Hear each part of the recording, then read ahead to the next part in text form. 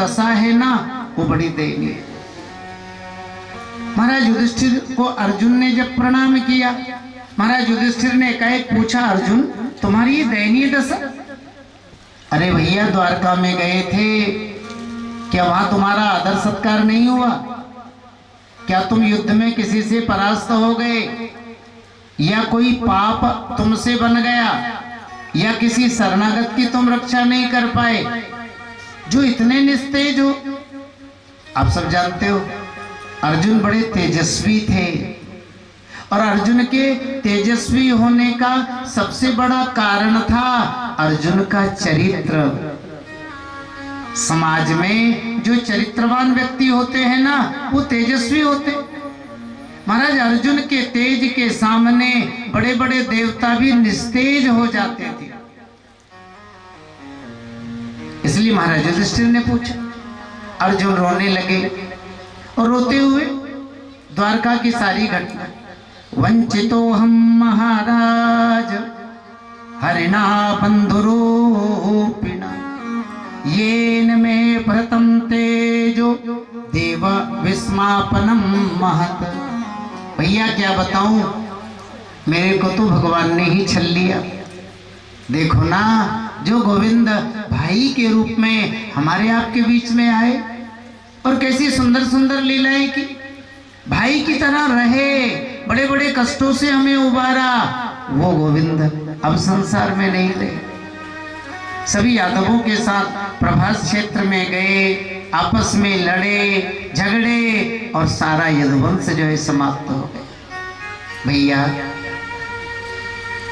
गोविंद ने कितने बड़े बड़े उपकार हमारे ऊपर किए। महाभारत युद्ध में भीष्म, कर्ण, द्रोण ऐसे बड़े बड़े महारथियों के दिव्य अस्त्र शस्त्र जिन गोविंद की कृपा से हमारे शरीर का स्पर्श तक नहीं कर पाए। एक बार तो जिन भगवान ने हम आपको बचाने के लिए एक साग के पत्ते से तीनों लोकों को तृप्त किया, वो गोविंद अब संसार में नहीं है। योनो जुगोपवन एत्य दुरंत कृच्छात दुर्वाससोरि रचितादयुतग्र भुगया साका निशिष्टमुपयुज्य यतस्त्रलोकिं तृप्तः ममास्त सलिले विनिमाग्र संगा। पांडवों को बचाने के लिए भगवान ने एक साग के पत्ते से महाराज तीनों लोगों को तृप्त किया। कथा आप सुनते हैं, जानते हैं। दुर्वासा जी दुर्योधन की प्रेरणा से हजारों संतों को लेकर गए और भगवान ने द्रौपदी जी के अक्षय पात्र से साग का पत्ता पाया, तृप्त हो गए और सारा ब्रह्मांड भगवान ने तृप्त कर दिया। इसलिए तो सुनो, भगवान ने गीता में कहा है ना, पत्रम पुष्पम फलम तोय यो मे भक्त्या पृच्छति तदहम भक्त्युपहर्तम अस्नामि प्रियतात्मना। आज तो महंगाई का युग है, हर चीज महंगी मिल रही, लेकिन ऐसी महंगाई में भी हमारे ठाकुर जी ने कितनी सस्ती वस्तुएं मांगी है। हाँ? पत्र, पुष्प, फल या जल, लेकिन शर्त रखी, भक्त्या प्रक्षति। यदि मेरा भक्त भाव से, प्रेम से, अनुराग से पत्र, पुष्प, फल या जल भी मुझे अर्पित करता है तो भगवान कहते हैं मैं प्रत्यक्ष रूप से प्रकट होकर के उसे स्वीकार करता हूं। और सारे उदाहरण भागवत में ही तो है। अच्छा सुनो, पुष्प, गजेंद्र ने भगवान को पुष्प अर्पित किया, एक पुष्प में भगवान प्रसन्न हो गए। राजा अम्बरीश ने भगवान को जल का भोग लगाया, थोड़े से जल पर भगवान अम्बरीश पर रीझ गए। सबरी मैया ने बेर राम जी को अर्पित किए, देखो तो सही कितना सस्ता है ठाकुर, बेरों पर रीझ गए। और द्रौपदी जी ने तो एक साग के पत्ते का भोग लगाया, लेकिन भाव से पत्ते को पाकर भगवान तृप्त हो। सुनो, ठाकुर जी की कमी थोड़ी है, कमी तो हमारे भाव में है, हमारी श्रद्धा में, हमारी भक्ति में। देखो, भगवान का दरबार तो सबके लिए खुला है, और कितनी बड़ी बात भगवान ने कह दी, सुन मुनि तोई कहूँ सहरोसा, तो भजहि जे मोहित जी सकल भरोसा, तो करहूँ सदा तिनकी रखवारी, और जिमि बालक राखहि महतार।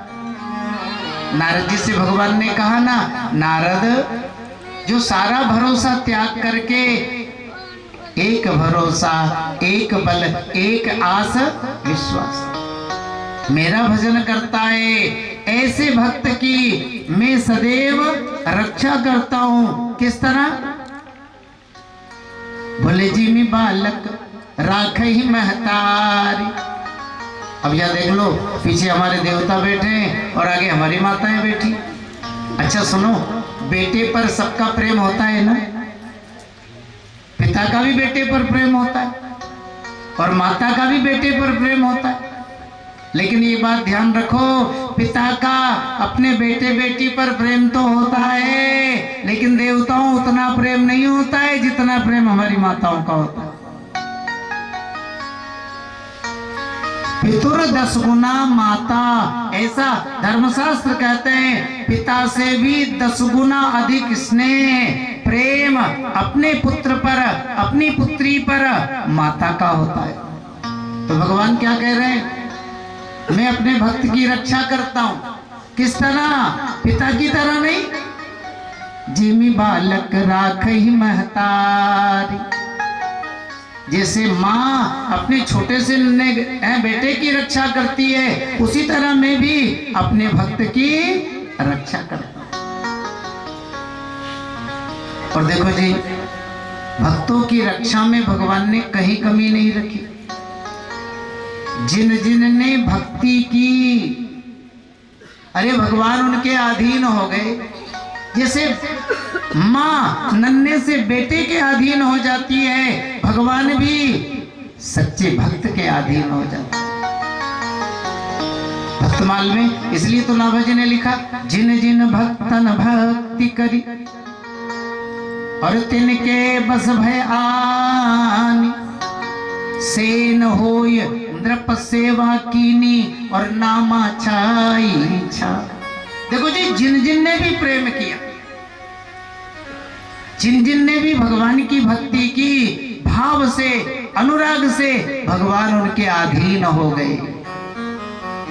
और इतने अधीन हो गए, इतने अधीन हो गए, अपने ऐश्वर्य को भुलाकर जो नहीं करना था वो करने लग गए। जो नहीं करना था वो भगवान ने किया। अरे आप ही देख लो ना, सेन होय नृप सेवा के लिए, सेन भगत के कारण तो भगवान नाई बन गए, और क्या करेंगे। बांधवगढ़ भक्तमाल में अच्छा वर्णन है, शायद ये छत्तीसगढ़ में पड़ता है। बांधवगढ़ के राजा थे, राजा राजाराम, और वो भी राम जी के भक्त थे। और महाराज राजा राम के खवास थे सेन जी। अब खवास का काम आप जानते ही हो, हजामत बनाना है ना, तेल मालिश करना, स्नान जो है करवाना, इनकी भी सेवा थी। रोज सुबह उठकर जाना महल में महाराज राजा राम की सेवा। लेकिन सेन जी का संतों में बड़ा भाव।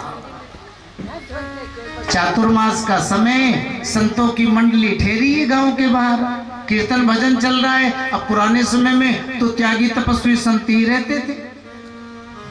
उस तरह पेटी लेकर सेन जी महाराज राजा राम के महल की ओर गढ़ की तरफ जा रहे हैं। इधर किसी बाबा जी ने आवाज लगा दी, अरे भगत जी कहाँ जा रहे हो? आज तो लकड़ाई नहीं है, बाबाओं के टिक्कड़ कैसे पकेंगे। पुराने समय में देखो जी, फक्कड़ और लक्कड़ का मेल था। फक्कड़ ठहरते ही वहां थे जहां लक्कड़ हो, क्योंकि धुनी तपेंगे, टिक्कड़ पकाएंगे, है ना, भभूति रमाएंगे। अब सेन जी का संतों में प्रेम। अभी तो समय है, अब महाराज उठे ही होंगे, है ना, और काम करेंगे, तब तक पहुंच जाऊंगा। अब संतों के लिए एक आध लकड़ा ही फाड़ दे। उस तरह पेटी तो रख दी और लग गई लकड़ा फाड़ने। अभी तो सेवा है, सेवा में समर्पित हो जाओ तो समय का ध्यान नहीं रहता। सेन जी लकड़ा फाड़ने में, साधु सेवा में समर्पित हो गए। अब इनको समय का ज्ञान नहीं है। एक फटा सोचा एक और फाड़ दे, बाबाओं के काम आएगा। रात में सर्दी है, कोई तपेगा, कोई टिक्कड़ पकाएगा। भगवान ने सोचा खूब बावरा हो गया से, बाबाओं के लकड़े फाड़ रहा है, साधु सेवा में लगाए। अरे इसको अपनी रोटी रोजी का भी ध्यान नहीं, समय पर नहीं पहुंचा तो राजा सेवा से बर्खास्त कर देंगे, और सेवा से बर्खास्त कर देंगे तो इसका तो क्या बिगड़ेगा। ये तो बाबा जी में रह के कहीं टिक्कड़ खा लेगा, लेकिन इसके पीछे परिवार भी तो है, भूखा मरेगा। तो सेन हो नृप सेवा के लो। कितने बड़े ठाकुर जी, और सेन भगत के कारण कितने छोटे बन गए। खुद नाई का रूप बनाया, उस तरह पेटी लिया, पहुंच गए। महाराज राजा राम की हजामत बनाई, तेल मालिश की, स्नान कराए। अब 12 बजे तब सेन जी को ज्ञान आया, और राजा साहब के यहाँ जाना था। आज तो राजा साहब बहुत नाराज होंगे। उस तरह पेटी लेकर पहुंचे, जाके गिड़गिड़ाने लगे, हुजूर क्षमा करना, आज तो मैं समय पर नहीं आ पाया। क्या बताऊं, बाबाओं ने लकड़ा फाड़ने में लगा लिया, और मेरा भी मन था लकड़ा फाड़ने का, सो फाड़ने लग गया, समय पर नहीं आ पाया। महाराज राजा राम, अरे सेन जी कैसी बात कर रहे हो, आप समय पर ही तो आए, आप ही ने हजामत बनाई, आपने तेल मालिश की, आपने जो स्नान कराया। सेन जी ने कहा हुजूर मैं तो नहीं आया। अरे आप ही तो आए। सेन जी ने कहा हुजूर मेरी बात पर विश्वास नहीं है, तुम आत्माओं से पूछ लो। अब महाराज राजा राम को शंका तो होगी, अरे भगवान का जिसे स्पर्श मिल गया हो उसे शंका क्यों नहीं होगी। पता करवाया, महात्माओं ने कहा तो सुबह से ही लकड़ा फाड़ रहे। अब राजा राम समझ गए सेन साधु सेवी है, राम भक्त है। सेन तो नहीं आया, लेकिन सेन भगत के रूप में मेरे राम जी सेन बनकर आया। ऐसा भाव जगा। कहा तो सेन भगत राजा से के पैर पड़ रहे थे, लेकिन महाराज राजा राम को जब सत्य का ज्ञान हुआ तो वो सेन जी के पैरों से लिपट गए। बलिहारी गुरु आपकी जो गोविंद दियो मिलाया। सेन जी आप मेरे गुरु हैं। गुरु वो है जो परमात्मा की ओर जीव को प्रेरणा दे। गुरु वो है जो जीव को परमात्मा से मिलाने का प्रयास करे।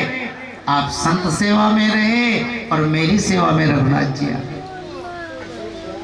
महाराज राम मंदिर बनवाया और उसका पुजारी भी सेन जी को नियुक्त किया। ऐसा कहते हैं आज भी उनके वंशजी उस मंदिर की पूजा करते।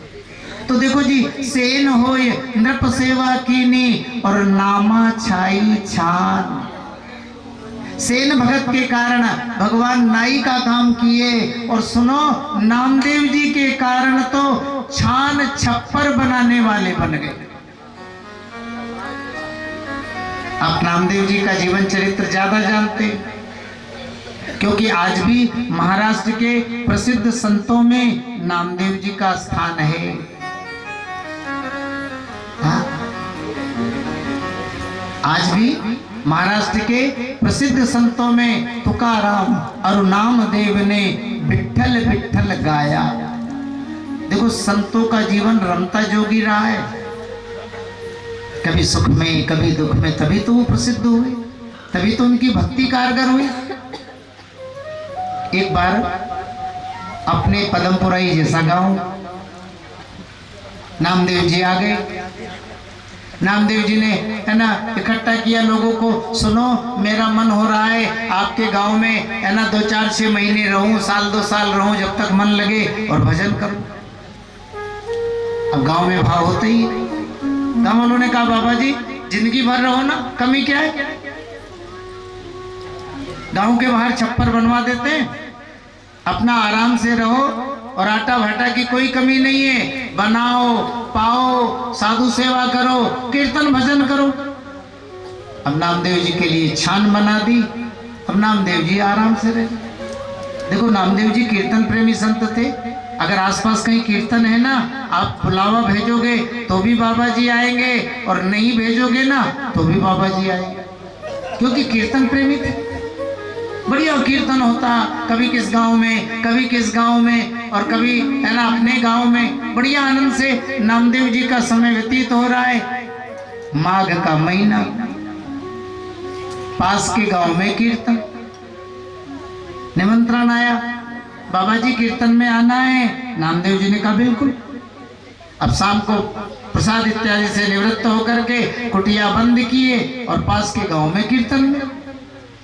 नामदेव जी कभी कभी कीर्तन में भाव विभोर होकर के नाचा भी करते थे। अब बढ़िया आनंद से कीर्तन हो रहा है, नामदेव जी भी प्रेम से नाच रहे, गा रहे, झूम रहे, भक्त लोग हरिनाम रसपान कर रहे हैं। इधर घटना घटी और नामदेव जी के झोपड़े में आग लग गई।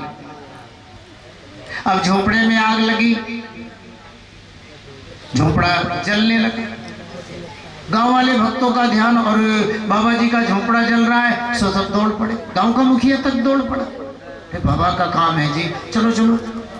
सारे नवियों, अब आग फैल चुकी, कोई धूल फेंक रहा है, कोई पानी फेंक रहा है, सब प्रयास कर रहे हैं। नवियों ने कहा धूल पानी से काम नहीं चलेगा, आग फैल चुकी है, अब तो एक ही उपाय है, जितना हो सके सामान बचा लो। देखो नवियों टूट पड़े, जलती हुई आग में कूद पड़े जी।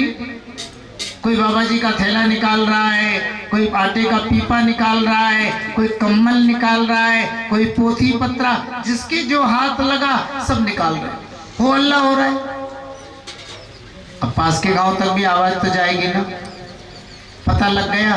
किसी ने कहा बाबा आपका तो झोपड़ा जल रहा है, गांव के लोग लगे हैं सब बुझाने लगे। नामदेव जी का भी ध्यान झोपड़े की तरफ गया और ये भी कीर्तन छोड़कर आए। गांव के लोग खड़े, मुखिया तक खड़ा है, बाबा चिंता मत करो, जल गया तो जल जाने दो, सुबह दूसरा तैयार हो जाएगा। लेकिन आप जानते हो साधुओं का मूड उल्टा ही रहता है, इसलिए भक्त लोग कहते हैं बच के रहियो परशुराम, थोड़ी रखियो प्रीत। हाँ, फकीरों से बच के भी चलना चाहिए, क्योंकि मर्जी के ही मालिक होते हैं, दूसरे की कम सुनते हैं, अपनी ही ज्यादा चलाते हैं। हाँ, तभी तो फक्कड़ है, नहीं तो गृहस्थी में ही रहते, सबकी सुनते। नामदेव जी ने कहा एक बात बताओ, मेरे झोपड़े में किसने आग लगाई? गांव वालों ने कहा बाबा हम क्यों लगाएंगे, अरे घर तो उसका जलता है जिसके शत्रु होते हैं, तुम्हारा तो कोई शत्रु भी नहीं, कौन लगाएगा, लग गई होगी। नामदेव जी ने कहा यही तो सुनना था, मेरे झोपड़े में किसी ने आग नहीं लगाई, ना आपने लगाई ना किसी दूसरे ने लगाई, समझो फिर कैसे लगी। सर्दी पड़ रही है, अग्नि देवता को भूख लगी होगी, सो मेरी कुटिया का आहार करने के लिए आ गए। अब अग्नि देवता कुटिया का भोजन करने के लिए पधारे हैं, तो ये सामान काहे को निकाला? अरे जो है सब समर्पित कर दो। गांव वाले अब समझे, अरे बाबा कैसी बात कर रहा है, हमारे नवयुवक बेटों की तरफ तो देखो, जान की बाजी लगा करके जलती हुई आग में कूदे और सारा सामान निकाले और कह रहे सब फेंक दो, सब जला दो। नामदेव जी ने कहा और नहीं तो क्या, अग्नि देवता आए हैं तो जो है सबका भोग लगेगा, देखो आपको फेंकना है तो फेंको, नहीं तो मैं फेंकूंगा। गांव वालों ने विरोध किया, बाबा जी छीन छीन के फेंकने लगे, आप नहीं फेंक रहे तो मत फेंको, मेरा सामान है फेंकूंगा। अब बुरा तो लगेगा, हाँ गांव वालों को बुरा लगने लगा। फिर बाबा पगला गया, समानी कम्बल फेंक रहा है, आटे का पीपा फेंक रहा है, अरे सब स्वाहा जो है सब फेंको, समर्पित करो। अब गांव वालों ने समझाया लेकिन बाबा जी की नहीं समझा।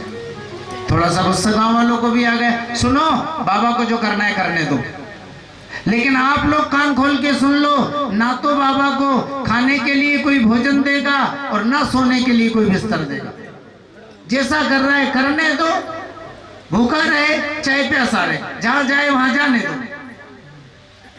अब नाराज होकर गांव वाले चल दिए। नामदेव जी भी कम नहीं है, जाओ, हमें किसी की परवाह है क्या?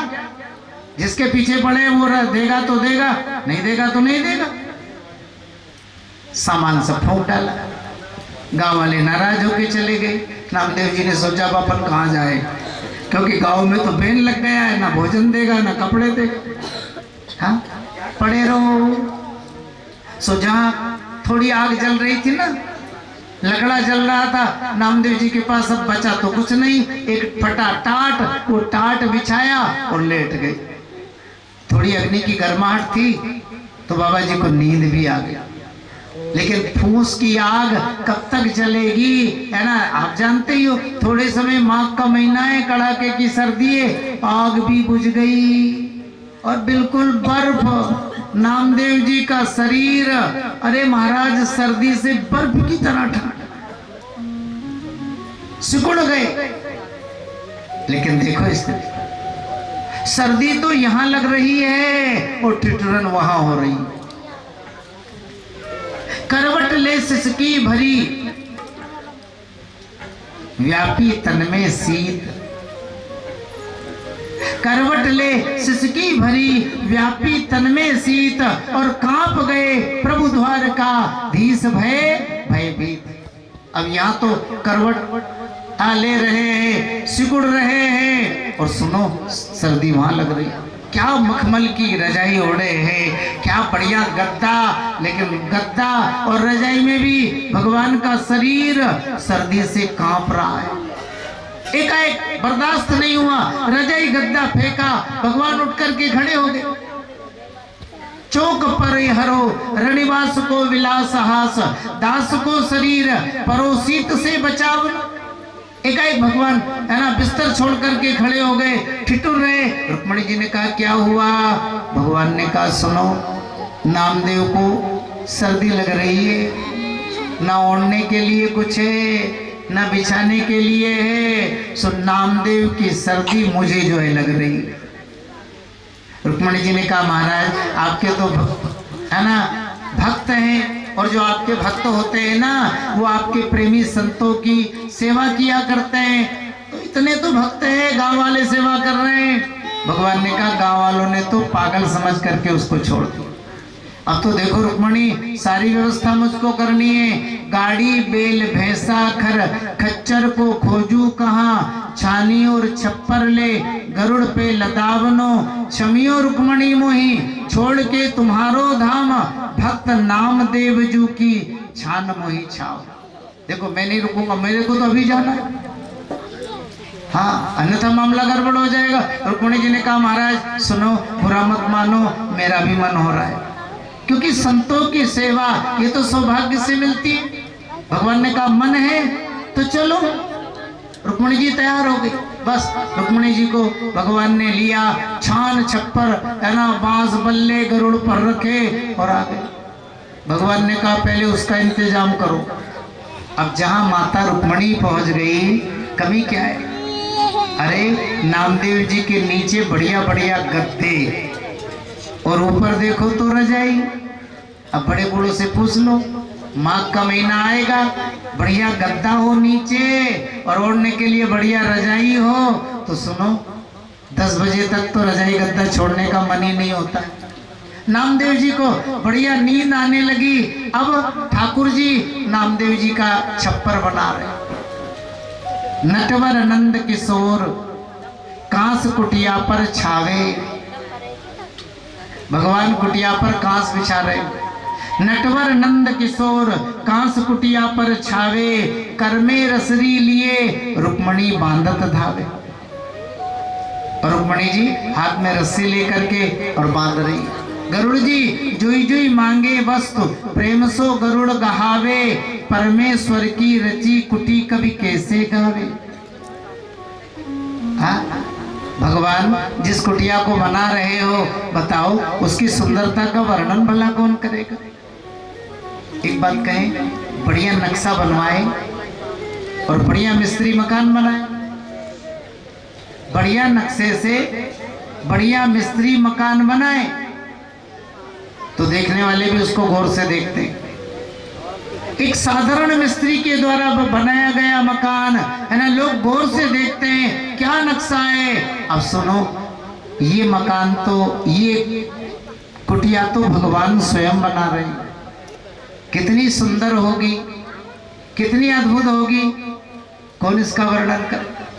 अष्ट सिद्धियां, नवनिधिया लिपाई पुताई कर रही है, लक्ष्मी जी चौक पूर रही है, क्या सुंदर कुटिया। एक बात सुनो, अच्छा आप विचार करो, भगवान को नामदेव जी की छान बनाने की जरूरत थी क्या?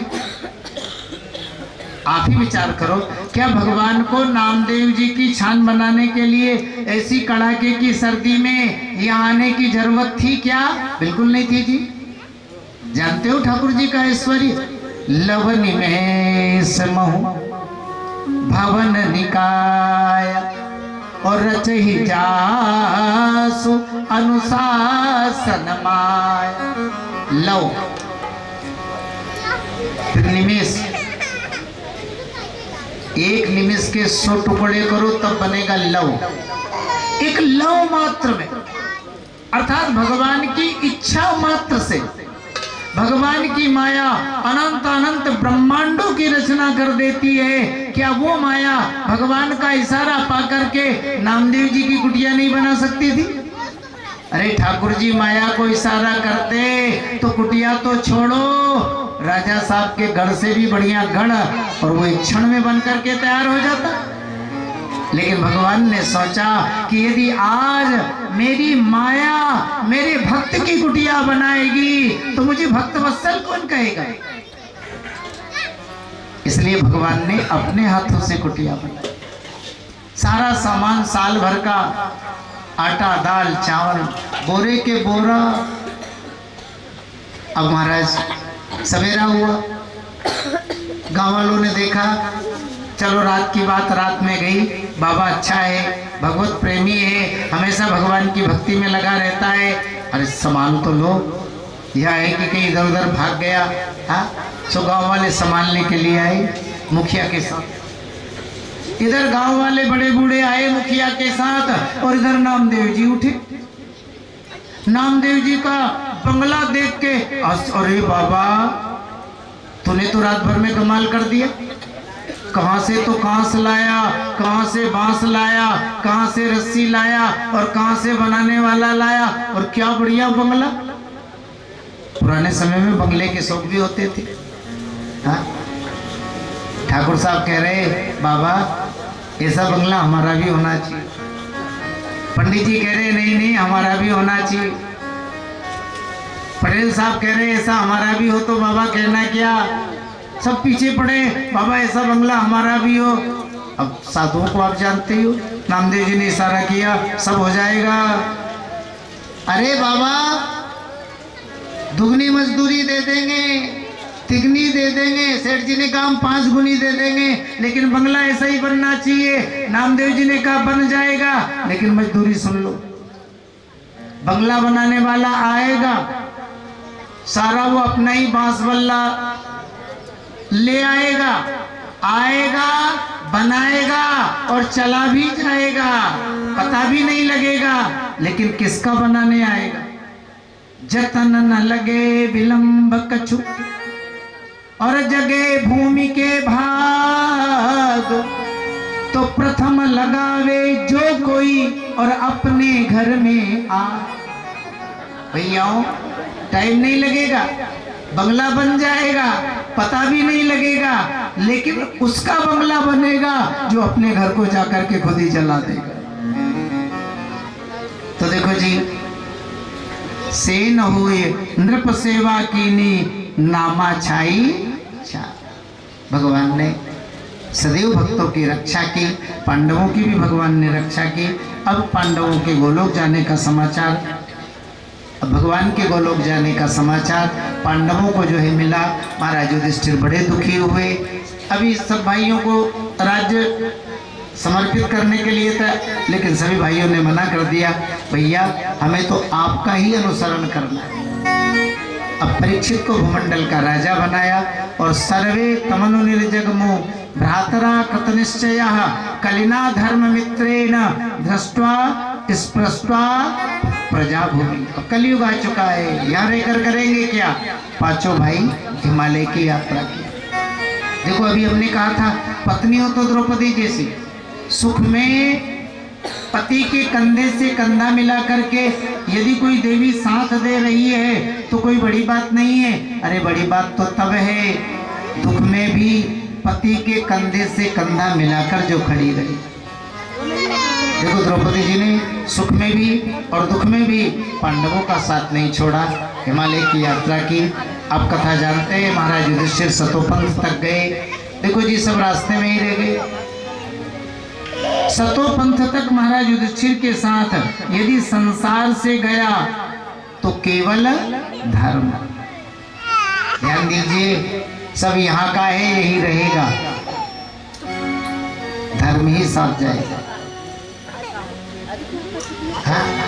महाभारत में इसलिए कितनी बढ़िया बात है, मृतम शरीरम उत्सृज्य काष्ठ लोष सममचितो विमुखा बांधवायांति धर्मस्तमनुगच्छति।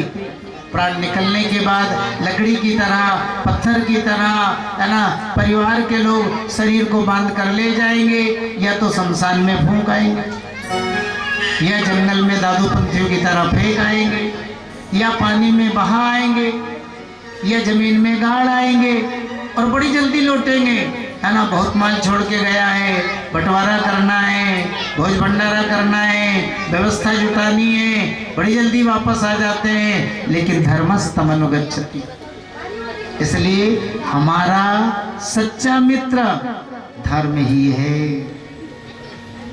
धर्मो मित्रम नरणाम प्रेत्य, मरने के बाद मित्र की तरह हमारा साथ देगा, अंतिम समय भी हमारे साथ विद्यमान रहेगा, तो केवल धर्म रहेगा। इसलिए भैयाओं, भगवान राम, महाराज युधिष्ठिर, ये ऐसे महापुरुष हुए हैं जिनके चरित्र से हमें धर्म का आचरण करने की प्रेरणा जो है प्राप्त होती है। बोली कृष्णचंद्र भगवान की जय हो। हरि का भजन करो, हरि है हमारा, हरि के भजन बिना नहीं गुजारा। हरि का भजन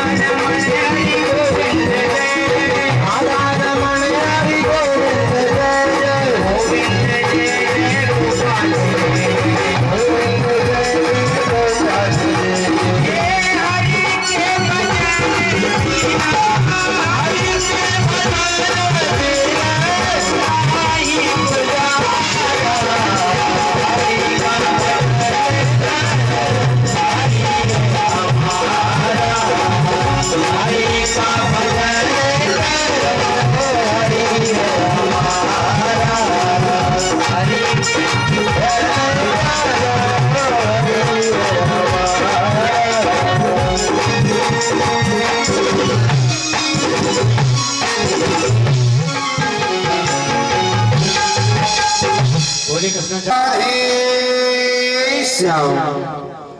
अब आगे महाराज परीक्षित, ऐश्वर्य ये सब कुछ नष्ट हो जाता है। देखो जी, अपन थोड़ा सा राजधर्म पर यदि विचार करें तो राजा का अपना निजी दुख भी नहीं होता है और राजा का अपना निजी सुख भी नहीं होता है, बल्कि प्रजा का दुख ही राजा का दुख होता है और प्रजा का सुख ही राजा का सुख होता है। आज के परिवेश में बुरा मत मानना, विरले ही नेता होंगे जिनमें राजधर्म देखने को मिलेगा, अन्यथा 5 साल के लिए मौका मिलता है और बढ़िया मालदार मंत्रालय मिल जाए तो सोचेंगे 5 साल में 5 पीढ़ी का इंतजाम तो कर ही ले। मुखिया वो होता है जो त्यागी होता है। हाँ? हमारे संतों ने कितनी बढ़िया बातें रखी है। मुखिया मुख सो चाहिए, खान पान कहूं एक, पालही पोसही सकल अंग, तुलसी सहित विवेक। अच्छा सुनो, शरीर के अंगों में संतों ने मुखिया किसको बनाया?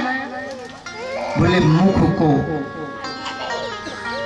ये बात है, पेट को मुखिया बनाना चाहिए था ना, क्योंकि सारा माल पेट में ही तो स्टोर में रहता है और पेट के माध्यम से ही वो सारे शरीर में जो है सप्लाई होता है, पहुंचता है। लेकिन मुखिया संतों ने पेट को नहीं, मुख को। क्यों? कुछ भी खाएंगे मुंह के द्वारा ही, कुछ भी चीज मुंह में डालेंगे ना तो पहले जीभ के द्वारा मुख स्वाद लेगा, खट्टा है, मीठा है, तीखा है या फीका है, खाने योग्य है या खाने योग्य नहीं है। स्वाद लेकर दांतों से चबाएगा, जीभ के द्वारा रसयुक्त बनाएगा, सुपाच्य बनाएगा कि अपने आते उसे आराम से पचा सके, और इसके बाद सुपाच्य सुयोग्य बनाकर सारा माल पेट के पास सप्लाई कर देगा। अपने पास रखता है कुछ भी नहीं रखता है। और सुनो, तंबाकू सुपारी के कारण मुंह में जो जगह बन जाती है ना दांतों में, अगर अन्न के कण लगे भी रहे तो भोजन के बाद देखो उनको भी सीख से बाहर निकाल देते हैं। क्यों निकालते हैं?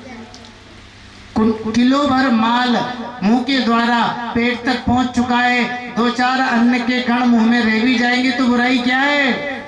डॉक्टर लोग कहते नहीं बाबा, मुंह में रहेंगे तो पायरिया हो जाएगा, दांतों में सड़न जो है आ जाएगी, दुर्गंध मुंह से आने लगेगी।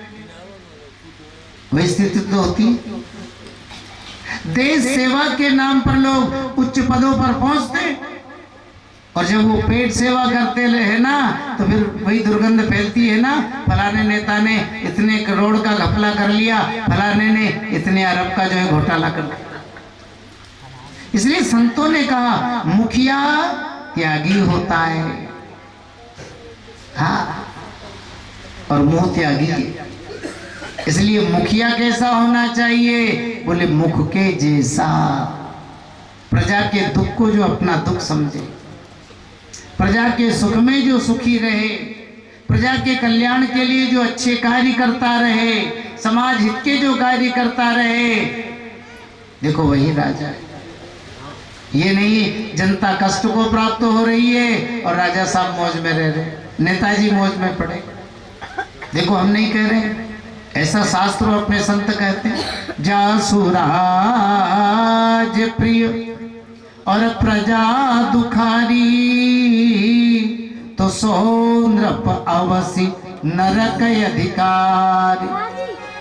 जिस राजा के राज्य में प्रजा दुखी रहती है या जो राजा प्रजा को सुखी नहीं कर पाता है, प्रजा के दुख को दूर नहीं कर पाता है, ऐसे राजा को अवसि,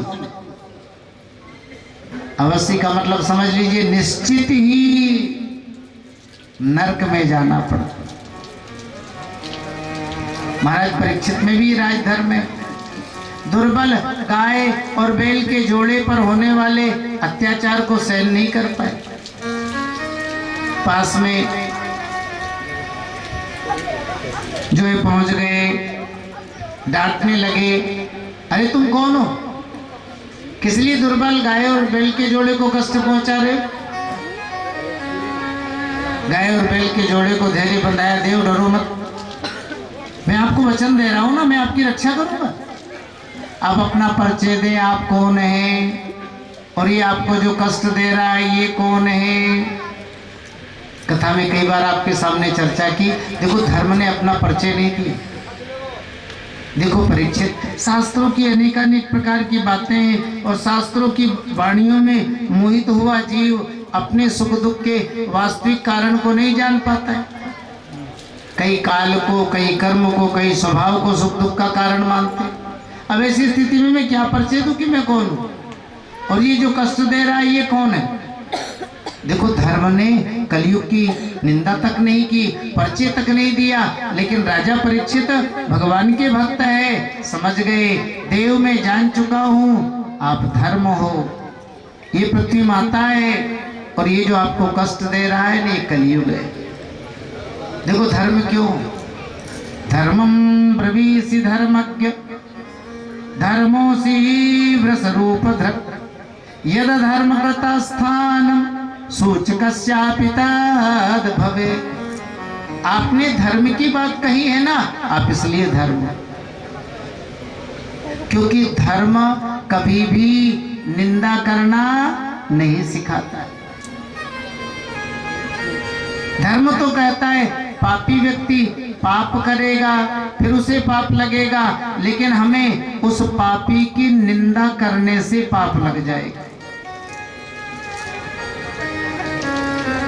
आप जानते हो निंदा पाप नहीं, सबसे बड़ा पाप। हम नहीं कह रहे हैं, मानस में ही देख लो, अंतिम में है ना, सबसे बड़ा पुण्य क्या है, सबसे बड़ा पाप क्या है भाई, सबसे बड़ा पुण्य क्या है और सबसे बड़ा पाप क्या है। बोले परम धर्म श्रुति विदित अहिंसा, तो पर निंदा सम आघना गरीसा। अहिंसा व्रत का पालन करना ये सबसे बड़ा धर्म है, तो सबसे बड़ा पाप बोले दूसरे की निंदा करना। इसलिए देखो जैन मंदिरों पर, बौद्ध मठों पर बड़े बड़े अक्षरों में लिखा रहता है अहिंसा परमो धर्मः। अहिंसा व्रत का पालन करना ये सबसे बड़ा धर्म है, और दूसरे की निंदा करना बोले ये सबसे बड़ा पाप। एक बात कहें, ये भी अपने समाज में दीमक की तरह एक बीमारी है। चार भगत लोग बैठेंगे, वहां सत्संग नहीं होगा, ज्ञान की बातें नहीं होगी, है ना, कोई अच्छी बातें चर्चा नहीं होगी, फलाना ऐसा है ढिकाना ऐसा है। और शायद पुरुषों से ज्यादा रोग हमारी माताओं में। चार देवियां इकट्ठी होगी ना तो इनको और पंचायत ही नहीं है, घर का काम तो सूझता ही नहीं है, अपनी कमी दिखती नहीं है, बस फलानी ऐसी है तो ढिकानी ऐसी। मैयाओं सत्संग में बैठती हो ना तो पल्लू में गांठ बांध लो, दूसरे की बुराई करना ये सबसे बड़ा पाप है। बड़े अच्छे संत हो गए पूज्य श्री नारायण दास जी महाराज, बिहार के बक्सर के संत हो गए। श्री नारायण दास जी महाराज कहा करते थे, तेरे भावे जो करे, तेरे भावे जो करे, भलो बुरो संसार और नारायण तू बैठ के अपनो भवन भुआ। भाई ये तो भलाई का और बुराई का मिश्रण है संसार। सुनो, या अच्छों की भी कमी नहीं है तो या बुरों की भी कमी नहीं है। कहाँ उलझेंगे? नारायण तू बैठ के अपनो भवन भुआर, हमें तो अपने घर की साफ सफाई करना है। सुबह सुबह का समय है, माताएं अपने हाथ में झाड़ू ले और पोंछा ले और पानी की बाल्टी ले, और दीपावली आ ही रही है बढ़िया, और दूसरे के घर में जाए, पहले तो खूब जाला तोड़े, फिर रगड़ के झाड़ू लगाए, और फिर बढ़िया रगड़ रगड़ करके मल मल करके पोंछा लगाए। अब आप बताओ बुद्धिमानी है क्या? हाँ? अरे दूसरे का घर है, वो दूसरा जाने झाड़ू लगाए कि जाले रखे, पोंछा लगाए कि नहीं लगाए। नारायण तू बैठ के अपना भवन भुआर, अपने को तो अपना घर झाड़ पोंछ करके बढ़िया रखना है। अब दूसरे के घर वाली बात है तो दूसरा जाने। लेकिन हमारी कमी क्या है? अपने घर में कितने जाले तने वो दिखते ही नहीं, अपने घर में कितनी गंदगी है वो दिखती ही नहीं है। लेकिन दूसरे के घर के आगे थोड़ा भी कचरा पड़ा है ना तो दिखेगा कैसे गंदे लोग हैं, साफ सफाई नहीं करते। हा? अरे नारायण तू बैठ के अपनो भवन भुआर, अपना घर साफ सुथरा रखो, दूसरे की ओर ज्यादा मत देखो। लेकिन हमें ये कमी, अपने अवगुण दिखते नहीं है। सुनो, अपने तो अवगुण नहीं दिखते और दूसरे में सद्गुण नहीं दिखते। दूसरे में देखते हैं तो कमी ही देखते हैं। अच्छा आप ही बताओ, एक आदमी में 100 अच्छाई है, 80 अच्छाई है और 20 बुराई है। हम 80 अच्छाई नहीं देखेंगे, उसकी 20 बुराई देखेंगे। तो दूसरे में बुराई दिखती है और अपन अपनी कमियां दिखने लगे तो अरे 2-4 है, इतने तो चाहिए। भैया संसार भलाई और बुराई का मिश्रण है। देखना है तो अच्छा ही देखो और बचना है तो निंदा से जो है बचो। लेकिन ये हमारी वृत्ति बन चुकी,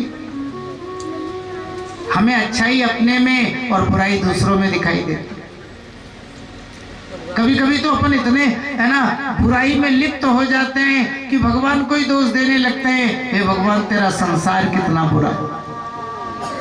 अरे भैया संसार में अच्छाई देखो, आपको लगेगा संसार अच्छा है, और संसार में बुराई देखोगे तो आपको लगेगा कि संसार बुरा है। एक छोटा सा उदाहरण पहले भी आपको कई बार सुनाया, अब याद आ गई तो कह दे। ऋषिकेश आप जाते हो घूमने के लिए और बहुत अच्छी जगह है, कभी भी भगवान कृपा करे ना तो इसी जगह पर बार बार जाना चाहिए। माँ गंगा का किनारा, संतों की भूमि, पवित्र तीर्थ। ऋषिकेश की घटना, पुराने समय में एक संत अपना यही दोपहर पीछे सुबह प्रसाद और आराम के बाद में निकल जाते गंगा किनारे, बहुत बढ़िया एकांत में जाकर के अपना गंगा स्नान करते। गंगा किनारे बढ़िया सा पत्थर, चारों वृक्षावली, अपना आसन बिछाते और वहां साधन किया करते थे, हरि नाम जपते। एकांत में भजन का स्वाद ही अलग होता है। कई दिनों से साधना कर रहे हैं। एक दिन महात्मा जी गंगा किनारे बैठ करके है ना वही भजन साधन हरि नाम जप जो है कर रहे हैं। एक दृष्टि सामने गई, देखा एक अधेड़ उम्र का आदमी जवान लड़की के कंधे पर हाथ रखा है और गंगा किनारे घूम रहा है। महात्मा जी के मन में भाव आया, क्या जमाना आ गया। अरे लोगों ने तीर्थों को ही बिगाड़ दिया। बताओ, इस अधेड़ को घूमने के लिए यही जगह मिली, लड़की के कंधे पर हाथ रख करके और यह गंगा किनारे घूम रहा है। अब जैसा मन में भाव आया वैसे मन में विचार उत्पन्न हो रहे। सुनो, अच्छाई की ओर हमारा ध्यान कम जाता है और बुराई की ओर तत्काल ध्यान खींचता है। अब भजन कर रहे हैं लेकिन ध्यान वहां है, देखो ये क्या करते हैं। अब दोनों घूम रहे, गंगा किनारे बड़ी दूर निकल गई, एक पत्थर पर जाकर बैठ गए। अब महात्मा जी देख रहे हैं, अब देखो ये क्या कर। आदमी ने जेब में हाथ डाला, कुछ लाल रंग का निकाला, बोतल, ढक्कन खोला और वो अपने हाथों से उसे पिलाने लगा। महात्मा जी ने जब देखा, अरे लाल तो शराब ही होती, क्या समय है, गंगा किनारे बैठ करके जवान लड़की को अपने हाथ से शराब पिला रहा है। हे भगवान, घोर कलयुग आ गया, क्या सब। और बैठे बातें की। अब दोनों उठ करके चले। अब इस रास्ते से आ रहे, जिस रास्ते पर महात्मा जी भजन साधन कर रहे। दोनों बातें करते हुए कुछ पास में आए, एकाएक दृष्टि गई, अरे महात्मा जी बैठे हैं, देखो भजन कर रहे हैं। दोनों भाव से पास में आ गए, आदर से प्रणाम किया, महात्मा जी प्रणाम। महात्मा जी के मन में एकाएक भाव बदला, एक बात है, यही तो वो थे, पर ये तो बुरे आदमी नहीं, क्योंकि बुरे होते तो मुझे देखकर इतनी ऊंचाई पर चढ़ करके मुझे प्रणाम करने के लिए नहीं आते। जी आप कौन हो? बाबा हम ऋषिकेश में ही तो रहते हैं, आपकी कुटिया है ना, उससे थोड़ी दूर पर ही हमारा मकान है। हम तो कभी कभी आपके आश्रम में भी ठाकुर जी का दर्शन करने के लिए आ जाते हैं। अच्छी बात है। ये कौन है? अरे बाबा ये तो मेरी बेटी है। महात्मा जी को आश्चर्य, ये बेटी है? हाँ बाबा मेरी बेटी। 2 साल पहले इसकी शादी हुई कनाडा। क्या करे, इसके भाग्य में दूरी थी। अब बाबा दूर आने जाने का किराया खर्चा कितना महंगा।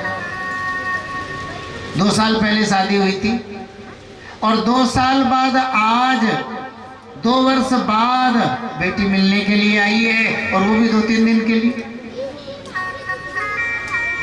सो बाबा मैं अपनी बेटी को घुमाने के लिए ले गया था, ये मेरी बेटी। आश्चर्य, बेटी से इतना दुलार। अच्छा सुनो, आपने जेब में से कुछ लाल लाल बोतल में से है ना, इसको अपने हाथों से पिलाए? अरे बाबा पूछो मत, जब ये छोटी थी ना तो बहुत चुलबुली थी,